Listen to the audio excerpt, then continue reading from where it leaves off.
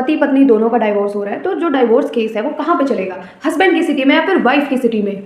Divorce तो file हो गया, लेकिन केस चलेगा कहाँ पे? क्या एक स्पाउस दूसरे को 1000 किलोमीटर दूर किसी कोर्ट में चक्कर कटवा सकता है? तो आज जान लेते हैं transfer of petition under Hindu marriage act 1955 के बारे में। मान लो किसी हस्बैंड ने दिल्ली के अंदर लगाई अपनी डाइवोर्स पिटीशन, और जो उसकी वाइफ है वो रहती जयपुर में है। अब जो वाइफ है वो फाइनेंशियली इंडिपेंडेंट भी नहीं है, वो अपने हस्बैंड के ऊपर डिपेंड करती है हर एक चीज के लिए, हर एक खर्चे के लिए। तो अब क्या वाइफ को हर हियरिंग के लिए इतनी दूर ट्रैवल करके दिल्ली जाना पड़ेगा?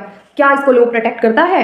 हमारा लॉ क्या कहता है? Under section 21A of Hindu marriage act 1955 ये कहता है कि अगर दोनों स्पाउसेस ने अलग अलग कोर्ट्स में अपनी पिटीशन फाइल की है, तो बाद में फाइल हुई पिटीशन को ट्रांसफर किया जा सकता है उस कोर्ट में जहां पर पहली पिटीशन फाइल हुई थी। लेकिन अगर कोई स्पाउस जेन्युइनली कोई डिफिकल्टी फेस कर रहा है, तो वो supreme court under section 25 of CPC या फिर हाई कोर्ट अपनी ट्रांसफर पिटीशन फाइल कर सकता है। कोर्ट कंसीडर करता है वाइफ की कन्वीनियंस, उनकी financial condition, travel difficulties, safety concerns और कोई माइनर की कस्टडी। सुप्रीम कोर्ट ने कहा कि वाइफ की कन्वीनियंस को प्रेफरेंस दी जाएगी, स्पेशली मैट्रिमोनियल डिस्प्यूट्स के अंदर। लेकिन इसका मतलब ये नहीं है कि मेन के राइट्स को इग्नोर कर दिया जाए। कोर्ट जो है हर केसेस के फैक्ट्स को ध्यान से कंसीडर करता है कि क्यों ट्रांसफर पिटीशन फाइल की जा रही है, क्योंकि लिटिगेशन को हैरेसमेंट का जरिया नहीं बना सकते। अगर स्पाउस जानबूझकर इतनी दूर केस फाइल करता है सिर्फ प्रेशर क्रिएट करने के लिए, तो कोर्ट वहां पर इंटरवीन कर सकता है। ट्रांसफर का जो डिसीजन होता है वो ऑटोमेटिक नहीं होता है। You must file proper transfer petition और अपने जेन्युइन आपको हार्डशिप्स उसमें दिखानी है। You must show the supporting documents, क्योंकि जो केस होता है वो इमोशन से नहीं, वो एविडेंसेस से जीता जाता है।